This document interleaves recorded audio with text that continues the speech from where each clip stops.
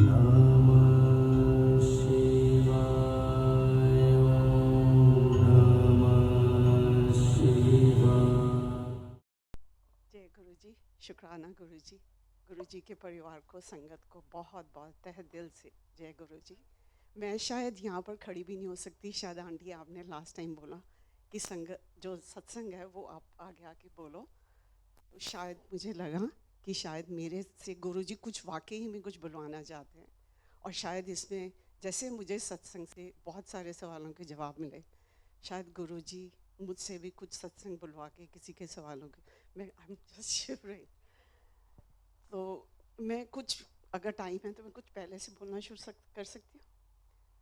गुरु जी का जब मंदिर रेडिसन में बना तो मेरे हमारे नेफ्यू और उनकी वाइफ वो बहुत बचपन से उनको मानते हैं। तो उन्होंने बोला कि मामी आप मंदिर जाओ, वहाँ पे गुरु जी हैं। तो हम ओक ट्री रोड एक बार गए तो मत्था टेक के आ गए, कुछ ऐसा नहीं हुआ। फिर 5-6 साल पहले कुछ कैलिफोर्निया से हमारे रिलेटिव्स आए तो उनके साथ हम मंदिर गए। तो एक इतना छोटा सा स्वरूप मिला जिसको लाके मैंने अपने बेड साइड पे एंड टेबल पे लैम्प के आगे रख दिया।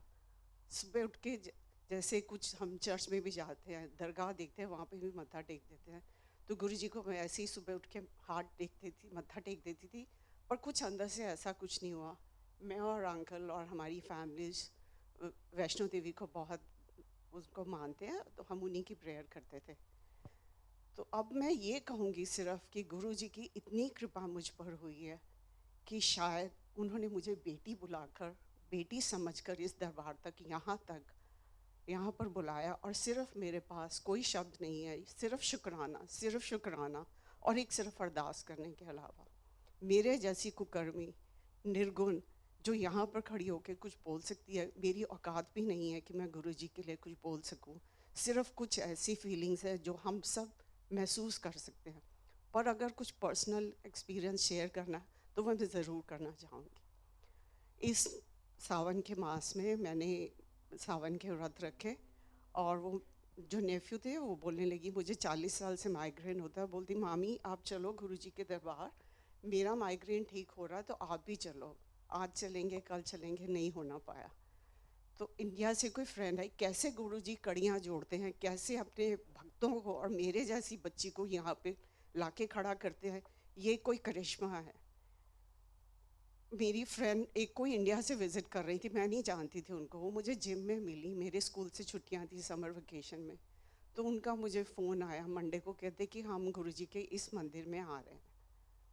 तो मैंने घर से निकलने लगे, अंकल आए तो मैंने बोला चलना है मंदिर, तो कहते चलो। तो उसी वक़्त, और मेरे जैसी जो इतने रिश्तों में बंधी रहती हैं, मेरे ग्रैंडसन का 11 साल का उसका फ़ोन आया, नानी हम आ रहे हैं। पता नहीं कैसे हुआ उस दिन, शायद गुरुजी ने मुझ पे वाकई इतनी कृपा की कि मुझे अपने दर पे बुलाना था। मैंने उसको मना कर दिया, मैंने कहा नहीं आप कल आना, आज तो मंदिर जा रहे हैं। कहते दैट्स फाइन नानी, you go had, will come tomorrow. हम यहाँ पे आए तो सब बोलते हैं कि कनेक्शन करते हैं या कुछ करते हैं, मुझे कुछ भी ऐसी फीलिंग नहीं हुई। मैं गुरुजी बहुत बहुत माफ़ी मांगती हूँ आपसे, पर आप जानते हैं कि शायद किसी और के साथ भी ऐसा होता होगा या कनेक्शन बनाने में थोड़ा टाइम लगता है। तो मैं आई, गुरबानी सुनी। हाँ, गुरबानी से मैं बहुत कनेक्ट करती हूँ और मेरे आँखों से बहुत आंसू निकले, पर मुझे समझ नहीं आया कि क्यों निकले। भोले भंडारी को मैं मानती हूँ पर मुझे हमेशा से सांपों से बहुत डर लगता है। तो शायद, पर इधर आके मैंने जब शिव जी के दर्शन किए तो मुझे लगा ये तो इतने भोले हैं, इतने सुंदर हैं, कहीं मैं देखती ही रह गई। और शिव गुरु जी की तरफ देखा पर मुझे कुछ नहीं ऐसा हुआ। पर जब हम बाहर निकले, जो एक चीज़ मैं यहाँ से लेके चली कि इतना डिसिप्लिन, इतनी शांति, इतना तहे दिल से जो भी करते हैं सेवा, वो इतनी दिल से और इतनी सफाई। सिर्फ ये भावना लेके हम दरबार से जब बाहर निकले तो एक आंटी मुझे मिली, उनसे सिर्फ मेरी 1 मिनट बात हुई और मैं सिर्फ जो फीलिंग लेके घर गई कि शायद मुझे एक बहुत ही सुंदर गुरु परिवार मिल गया है। कि जो 25 साल से हम अमेरिका में रह रहे हैं, जो चीज़ हम कुछ मिस कर रहे थे, वो मुझे शायद इस दर से मिली कि जो एक गुरु परिवार मिल गया। किसी से हमने कोई बात नहीं की। जब हम घर गए 9 साढ़े 9 बजे का टाइम हो गया था, तो बच्चे गाड़ी में बैठे वेट कर रहे थे। जब हम अंदर घुसे मैंने बोला आप लोग तो कल आने वाले थे। तो तो कहते हैं पहले तो उनका ये सवाल था कि आप मंदिर गए थे कि क्लब गए थे, ऐसा कौन सा मंदिर है जो रात को 9:30 बजे तक आप, बोला ऐसा ही। और उन्होंने कुछ ऐसा बताया हमें कि शायद उसका मैं इस जन्म में तो क्या, अगले कई जन्मों तक गुरुजी का शुक्राना नहीं कर सकते। और मुझे विश्वास ही नहीं हुआ कि जिस गुरु के साथ मैं कनेक्ट नहीं कर पाई, 2 मिनट मेरे दिल के तार गुरुजी से नहीं जुड़े, वो ऐसा कैसे हो गया। शायद वो इतनी तुम्हारी एक माँ के दिल के अंदर तक की भावना को जानते हैं।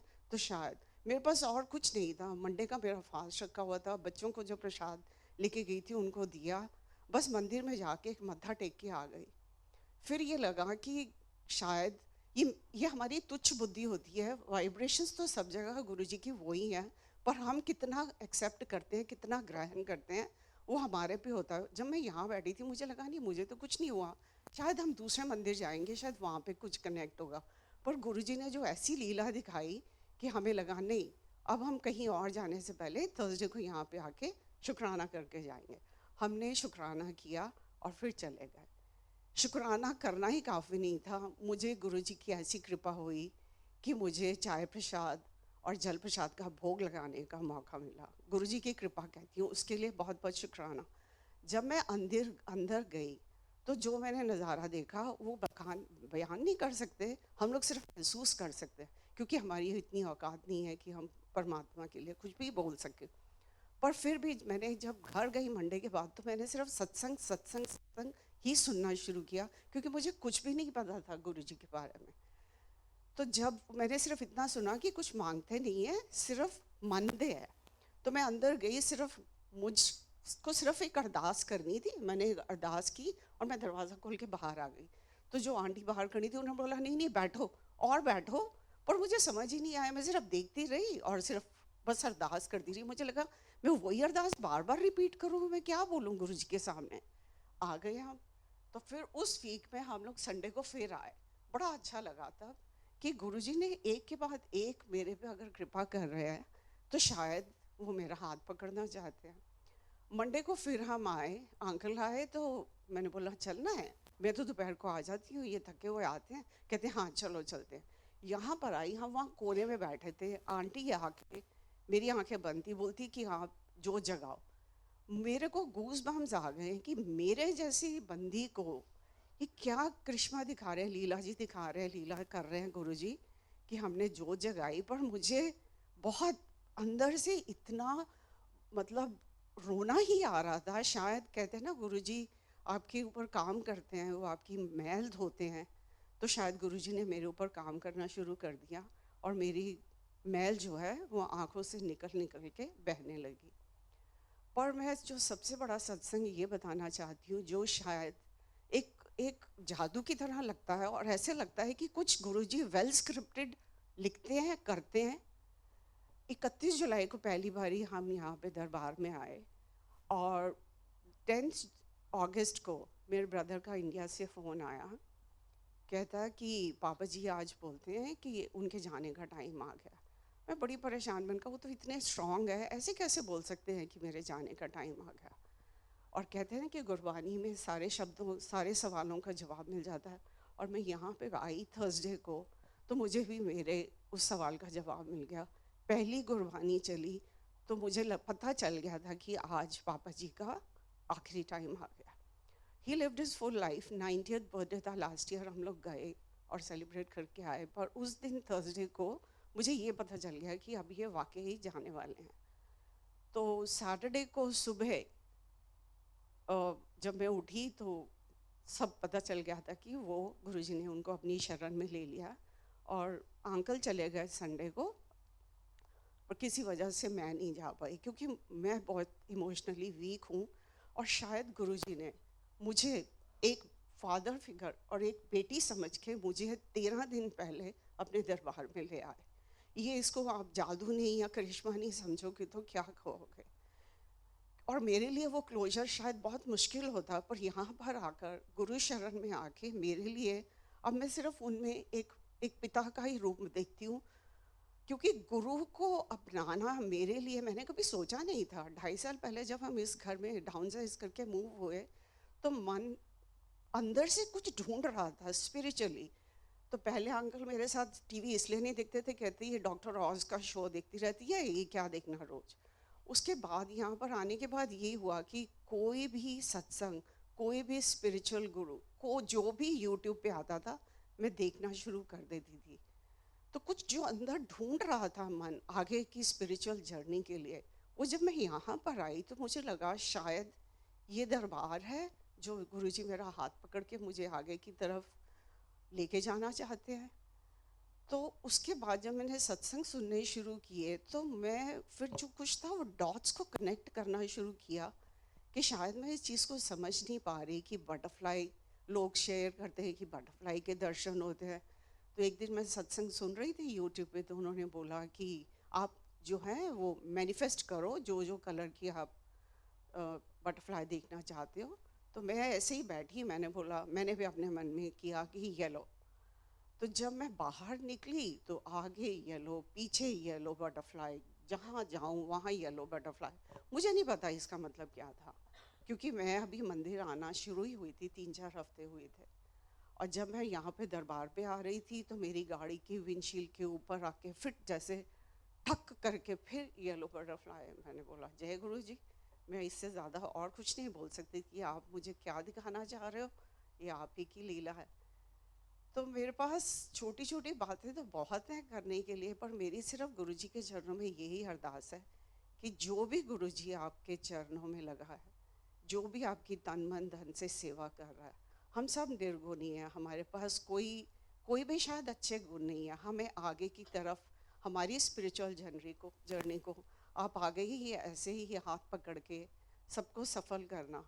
और I am just short of words. जय गुरु जी, शुक्राना गुरु जी, जय गुरु जी, जय संगत जी। गुरुजी के पास जब नए नए जुड़ते हैं ना तो फटाफट इंस्टेंट ब्लेसिंग्स मिलती हैं, लेकिन जैसे जैसे आप she found her words. Yes, सच्ची कहते हैं कि जब गुरुजी का स्वरूप घर में आता है तो शायद गुरुजी खुद आते हैं। और वाकई कि जो मेरे पास इतने छोटे से स्वरूप थे, मुझे वो दिखाई भी नहीं देते थे मंदिर में। और जब मैंने यहाँ आना शुरू किया तो अंदर से कुछ ऐसे हुआ, वो मैंने एंड टेबल से उठा के मैंने मंदिर में रख दिए। तो जब मैं मत्था टेकती थी सुबह, मुझे दर्शन भी नहीं होते थे। मैं ये कहती थी कि लोग बोलते हैं कि हमें स्वरूप के रूप में ब्लेसिंग्स मिलती हैं, ऐसे ब्लेसिंग्स मिलती हैं, ऐसे ब्लेसिंग्स मिलती हैं। मैंने बोला हम तो यहाँ पे किसी को भी नहीं जानते, ये हमें तो इसका मतलब कभी ब्लेसिंग्स मिलेंगी नहीं। आप मानेंगे संगत जी, 2 हफ्ते पहले मुझे पता नहीं कि कैसे गुरुजी ने सबब बनाया, मुझे इतनी सारी ब्लेसिंग्स और इतना सुंदर स्वरूप और अमृत वेले का सत्संग की भी दात बख्शी, जिसके लिए मैं बहुत बहुत शुक्रगुजार हूँ। कि जब अंकल का एक्सीडेंट हुआ था तो मुझे मैसेज आ रहे थे कि तू चिंता नहीं कर, मैं तेरे नाल हूँ। मैंने सोचा ऐसे कैसे ये मैसेज मेरे लिए हो सकता, पर वाकई जब अंकल का एक्सीडेंट हुआ और मैं घर में घुसी तो देखा सिर्फ शब्द चल रहे थे, तो मुझे लगा कि वाकई गुरुजी ने जो है हमारा हाथ पकड़ा है। जब कहा कि मैं तेरे घर आ रहे हैं तो तैयारी कर ला, मैंने बोला ये कैसे मेरे घर में आ रहे हैं। पर वाकई उस दिन मुझे कुछ लगा, 2-3 बार ही देख रही हूँ ऐसे कैसे। मैंने मंदिर के आगे की जगह साफ कर दी, कपड़ा बदल दिया। पर वाकई जब मुझे गुरुजी का स्वरूप इतना सुंदर और सब इतनी ब्लेसिंग्स मिली, तो मुझे लगा वाकई गुरुजी ये सच में आप मेरे साथ इतना कर रहे हो, ये आपकी कोई मेरी कोई पिछले जन्म के कर्म होंगे कि जो आप मेरे कर्म काट रहे हो और मेरे नए नए कर्म लिख रहे हो यहाँ पर। बहुत बहुत शुक्राना गुरुजी। Sorry aunty.